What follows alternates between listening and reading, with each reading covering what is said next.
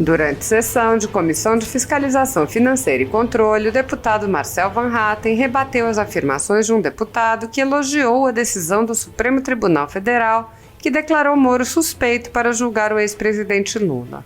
Marcel Van Hatten disse: causa indignação ver deputados aqui em Brasília saindo em defesa do ex-presidente Lula, chamando-o de inocente, após a decisão de ontem do Supremo Tribunal Federal, no caso da suspeição de Sérgio Moro.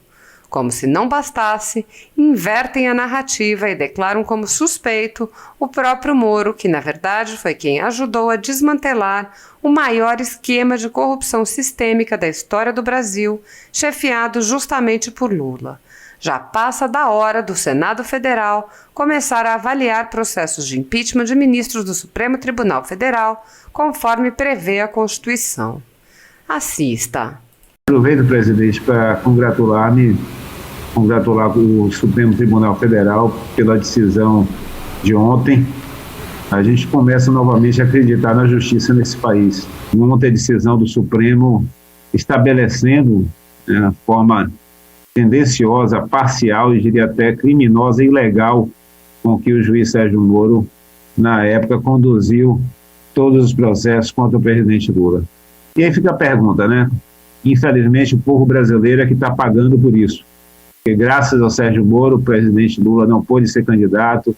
Graças a Sérgio Moro, nós estamos hoje com um governo completamente desregulado, insano, num momento de grave crise que nós estamos passando. Parabéns aos ministros do Supremo que restabeleceram a credibilidade da justiça e restabeleceram a verdade dos fatos. Obrigado. Não tenho como ouvir essas palavras sem responder também indignado em relação à decisão de ontem do Supremo Tribunal Federal. Nós estamos aqui numa comissão de fiscalização financeira e controle, e o que mais nós percebemos com tudo o que aconteceu na Petrobras e na corrupção desenfreada no Brasil, institucionalizada durante o governo petista, que houve e muito roubo. Colocar na conta de Sérgio Moro qualquer consequência é um absurdo. Aliás, Bolsonaro só existe como presidente porque existiu Lula antes dele, deputado. A verdade é essa. Moro agora sendo colocado como culpado, como suspeito, como parcial, uma inversão de valores, uma perversão de valores. O que nós estamos vendo é uma corte que age parcialmente por meio do voto de alguns dos seus ministros.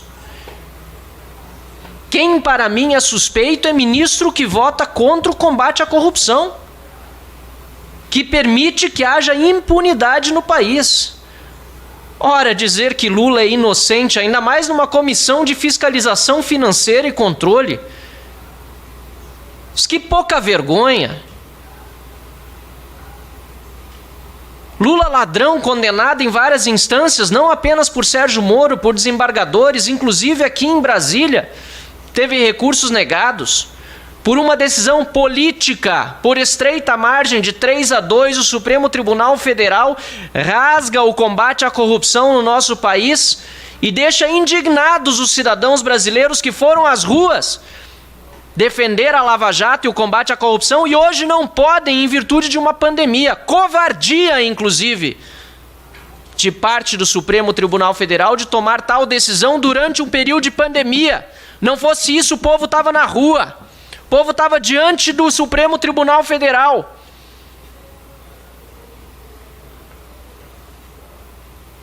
Eu, sinceramente, senhor presidente, como deputado federal aqui, eu faço um apelo aos meus colegas parlamentares do Senado da República que debrucem-se sobre os pedidos de impeachment de ministros do Supremo Tribunal Federal. Este é o papel que incumbe, de acordo com o artigo 52 da nossa Constituição, ao Supremo Tribunal Federal, pois não há quem seja intocável neste país, não pode haver. Ninguém pode estar acima da lei, nem o ministro do Supremo Tribunal Federal. Aliás, o Supremo é quem deveria garantir a segurança jurídica no país e não criar tumulto no nosso país. Insegurança jurídica, insegurança política, insegurança econômica. Esta decisão que foi tomada ontem no Supremo Tribunal Federal é apenas mais uma, apesar de uma das mais graves, se não a mais grave dos últimos tempos, mas apenas mais uma a fazer com que o nosso país rume para um colapso ainda maior do que aquele que nos impõe a pandemia por conta dos seus efeitos na área da saúde, na área da economia. É de indignar ouvir deputados do PT agora posarem de arautos da moralidade, vitimizarem um bandido e declararem suspeito um verdadeiro herói, como tantos outros juízes, desembargadores, procuradores, promotores, policiais que trabalham no dia a dia pelo combate à corrupção. Ouvir isso ainda numa comissão de fiscalização financeira e controle é um escárnio para o parlamento. E não é à toa que esta casa está tão mal avaliada pelo cidadão brasileiro no que diz respeito à sua credibilidade. Cabe a nós, parlamentares, recuperarmos a credibilidade desta casa, deste parlamento, desta comissão de fiscalização financeira e controle, sermos duros no combate à corrupção e repudiarmos decisões como a do Supremo Tribunal Federal de ontem e pedirmos encarecidamente ao Senado da República que cumpra com seu papel, avalie os pedidos de impeachment dos ministros do Supremo Tribunal Federal, porque para mim, parcial está sendo a Suprema Corte, suspeitos são ministros que votam contra o combate à corrupção e pela impunidade no Brasil. Obrigado, senhor presidente.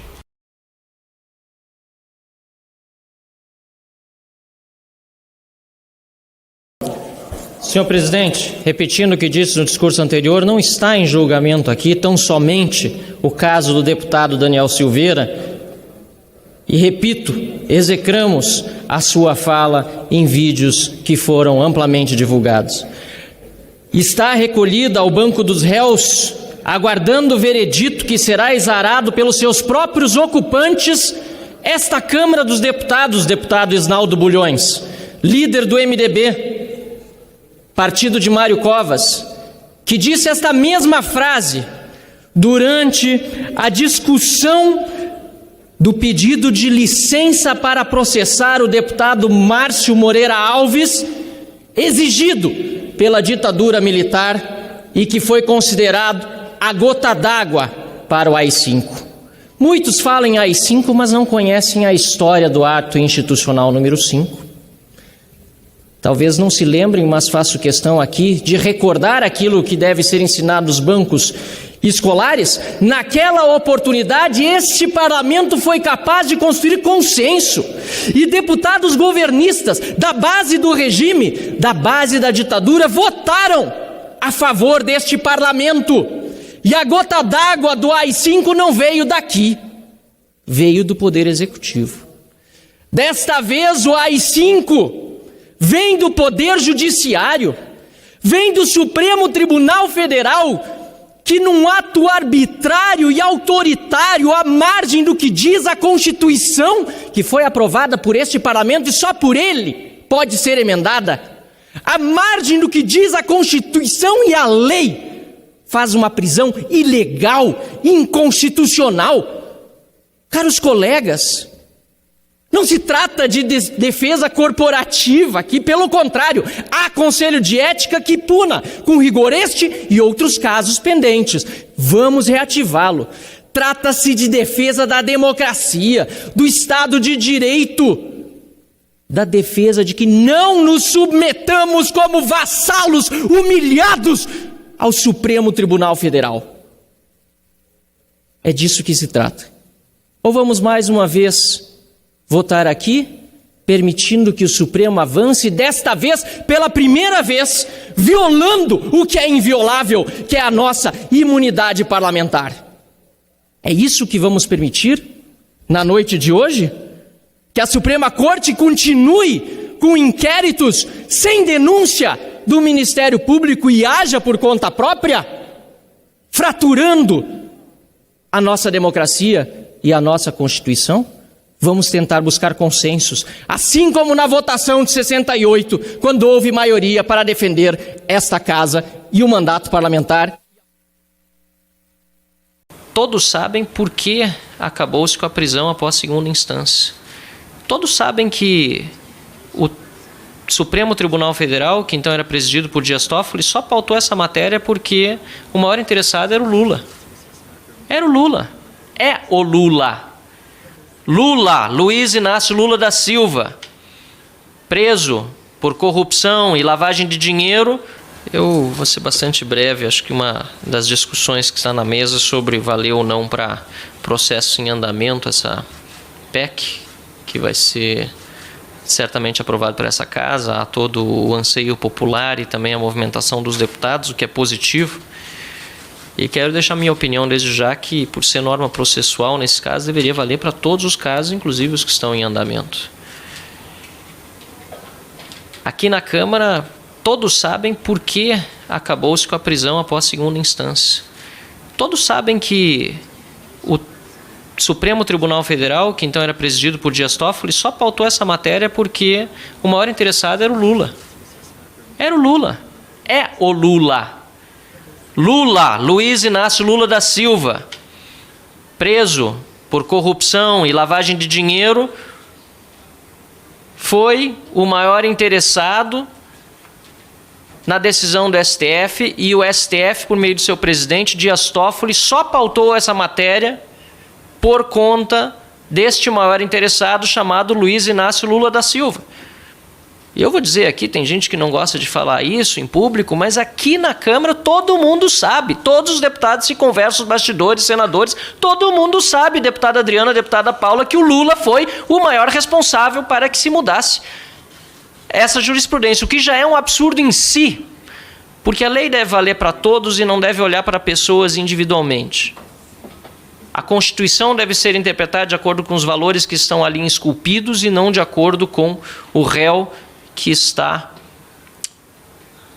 sendo atingido por uma de suas por um desses valores que estão ali na Constituição. E tornar a nossa Constituição maleável a ponto de colocar o país na triste posição de o único no mundo em que não há prisão mais para quem está condenado em segunda instância, é algo que é, para mim, como cidadão, principalmente como jovem, inconcebível. Eu quero acreditar num país melhor, eu quero acreditar num país em que todos estejam sendo julgados com justiça, sob a mesma lei. E no caso do Lula, ele foi condenado, aliás, em 3 instâncias. Foi, inclusive, o próprio STF negou-lhe habeas corpus.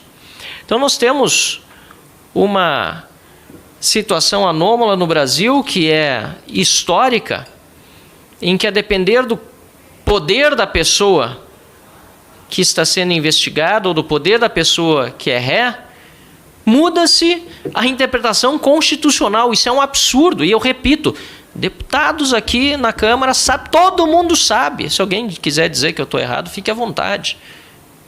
Pode contradizer a liberdade de expressão de cada um, mas eu tenho essa, não é nem convicção, nem certeza, essa constatação pelo que a gente ouve aqui na Câmara, que a gente ouve de membros do próprio Judiciário, do Ministério Público, não importa, que o Lula foi o maior responsável por esse atraso para o Brasil, que foi o fim da prisão em segunda instância. Mas precisa ser dito de forma muito clara. Eu quero parabenizar seu trabalho à frente da Frente Ética de Combate à Corrupção, minha colega deputada Adriana.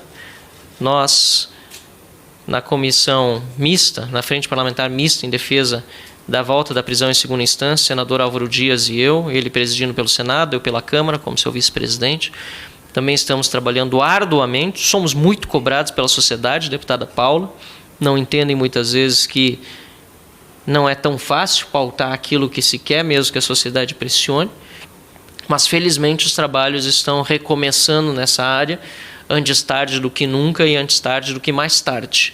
Que os condenados voltem à cadeia. Minha opinião é de que essa PEC deve valer para todos os processos e não só para os novos iniciados daqui para frente. A lei deve valer para todos, é uma norma processual e por isso mesmo ela precisa ser implementada uma vez que essa emenda constitucional seja promulgada e que seja o quanto antes. É isso que espera a sociedade brasileira. Volta da segunda instância, prisão após segunda instância, já. Obrigado. Eu vi o nosso deputado, que é presidente da Frente contra a Corrupção, dizer o seguinte: aqui aqui todo mundo sabe que esta decisão tomada no Supremo Tribunal Federal foi para favorecer o ex-presidente Lula. Mas não é só dentro do Senado, não. A nação toda sabe disso. A nação toda sabe disso. E isso aí é o que me causa mais indignação como magistrada que fui, porque isso desmerece o Poder Judiciário. Isso desmonta a credibilidade do Poder Judiciário. Porque, para proteger nós abrimos a porteira. Podemos, a partir de agora, proteger qualquer com simulacro de interpretação. De forma que esta PEC tem um valor extraordinário no momento em que ela acaba com essa questão que foi inventada. Mas outras situações, outras interpretações podem ser vistas.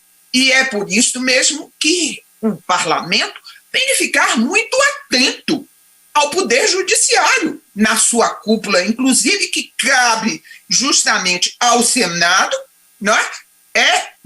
Por os limites necessários ao Supremo Tribunal Federal.